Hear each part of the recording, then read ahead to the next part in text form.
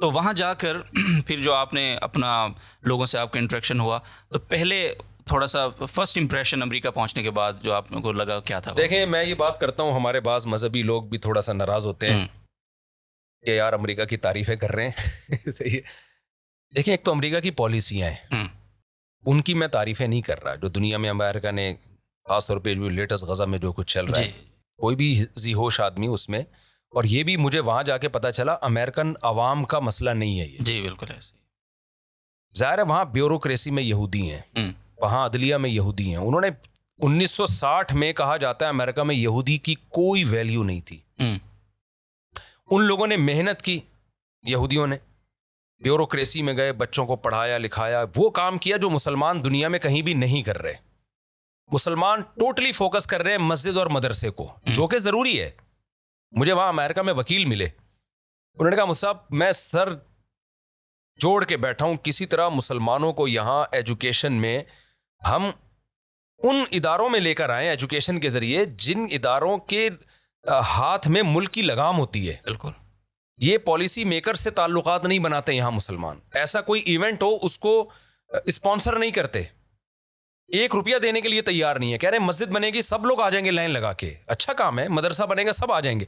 Policy makers के लिए हम कोई इवेंट रखते हैं कि पॉलिसी मेकर्स को बुला रहे हैं, मुसलमान उनसे मिलें, अपने दुख दर्द उनके साथ शेयर करें, ताकि यहाँ कल फ्यूचर में मुसलमानों के खिलाफ कानून साजी ना हो। वरना का मुसलमान बहुत तेजी से फैल रहे हैं, इसमें दो राय नहीं है जी। इस्लाम सबसे बड़ा मजहब बनने वाला है अमेरिका में।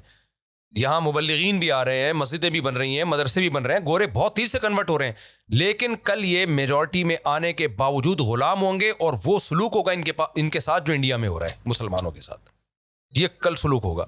अगर मुसलमान यहाँ इन्होंने ब्यूरोक्रेसी में नहीं गए, हुकूमत में नहीं गए, और आगे की नहीं सोची इन्होंने, ये आगे की सोचते ही नहीं, यानी वो पिन ही नहीं है मुसलमानों में ना, वो सॉफ्टवेयर ही नहीं है।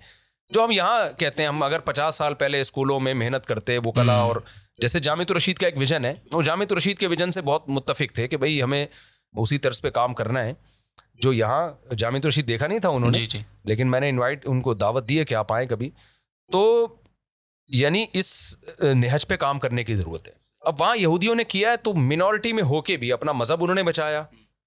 यहूदी बहुत मजहबी नज़र आए हमें वहाँ पे। एक मखसूस ड्रेस होता है, बड़ी बड़ी दाढ़ियाँ होती हैं, हैट होती है उनकी, कल्चर है उनका। एक बच्चे पैदा होते हैं उनके ज़्यादा, गोरों के एक आध बच्चा, उनको हमें लगा दिया फैमिली प्लानिंग पे। जर्मनी में भी यहूदियों के बच्चे पैदा हो रहे हैं, दबा के पैदा होते हैं, फुल स्पीड से होते हैं।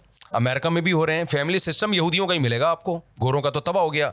अब वो हमारा तबाह कर रहे हैं, 2-2 बच्चे पैदा करो, एक शादी देर से करो। जो आप ये जो बेहूदगी आप मीडिया पे देख रहे हैं सुबह शाम, नसबंदी और औरत बच्चे पैदा करने की मशीन नहीं, ऐसे बकवासात जो है ना, इसके पीछे यहूदी है जिसने हमें ये मंजन लगा दिया, तो ताकि नस्लें तबाह हो हमारी। तो अब नतीजा क्या निकला है कि सारा कंट्रोल जाहिर है उनके हाथ में है, तो पॉलिसियाँ तो वो बना रहे हैं।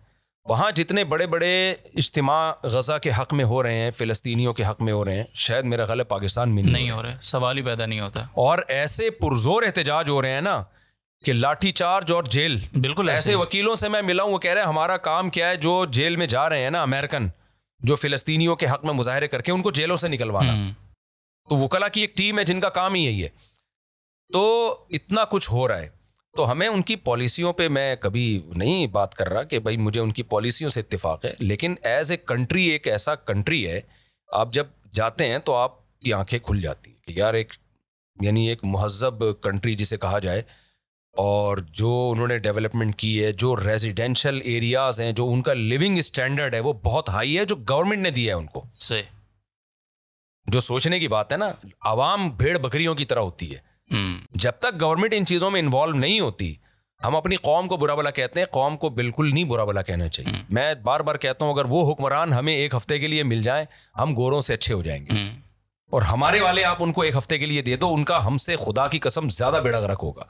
जो हमारा हालात चल रहे हैं ना इस वक्त, अमन की बदअमनी और जो सफाई सुथराई का हाल है, जो इकोनॉमिकली हम जिस तरह बर्बाद हो रहे हैं, तो हमारे यहाँ पॉलिसी मेकर्स मुखलिस नहीं है।